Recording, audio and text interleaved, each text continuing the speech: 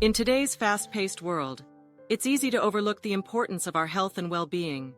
But here at Wholesome Habitat, we believe that taking care of ourselves is the foundation for a fulfilling life. Join us on this journey as we explore the intricate connection between health, wellness, and nature care. Today, in continuation of our cancer series, we're going to talk about a very important topic. What are the impacts and effects of cancer? Cancer is a disease that affects millions of people around the world. But how does it affect their lives beyond the physical symptoms? How does it affect their mental, emotional, social, and economic well-being? And what can we do to support them and ourselves if we face this challenge? If you want to learn more about this topic, make sure to watch this video till the end. And don't forget to like this video and subscribe to our channel for more wholesome content. Cancer is a term that describes a group of diseases that occur when cells in the body grow out of control and form abnormal masses or tumors.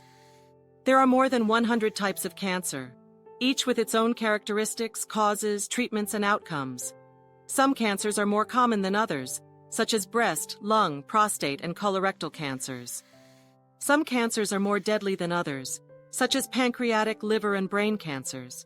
Some cancers are more treatable than others, such as testicular, thyroid, and skin cancers. But no matter what type of cancer it is, it can have a profound impact on the person who has it and the people around them. One of the most common effects of cancer is fatigue. Fatigue is not just feeling tired or sleepy. It is a persistent feeling of exhaustion that does not go away with rest or sleep. It can affect your physical, mental, and emotional functioning. You may feel too weak to do your daily activities, too foggy to concentrate or remember things, too irritable or depressed to enjoy life. Fatigue can be caused by many factors, such as the cancer itself, the treatments you receive, the side effects of the treatments, the stress of coping with the disease, or other conditions such as anemia or infection.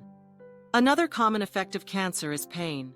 Pain can be caused by the cancer itself, such as when it presses on nerves, bones, or organs.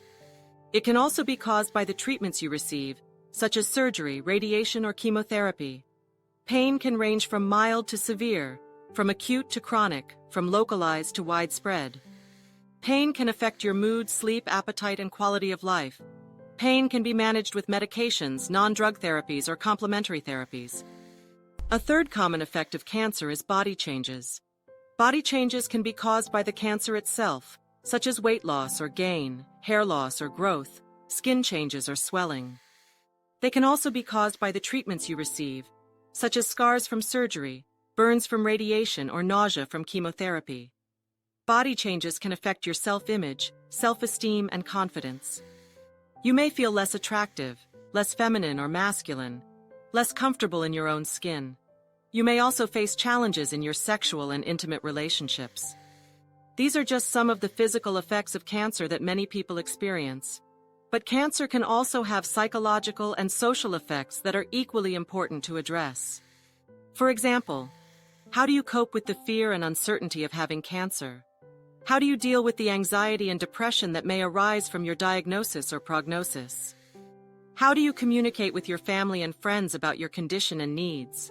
How do you maintain your roles and responsibilities at home and work?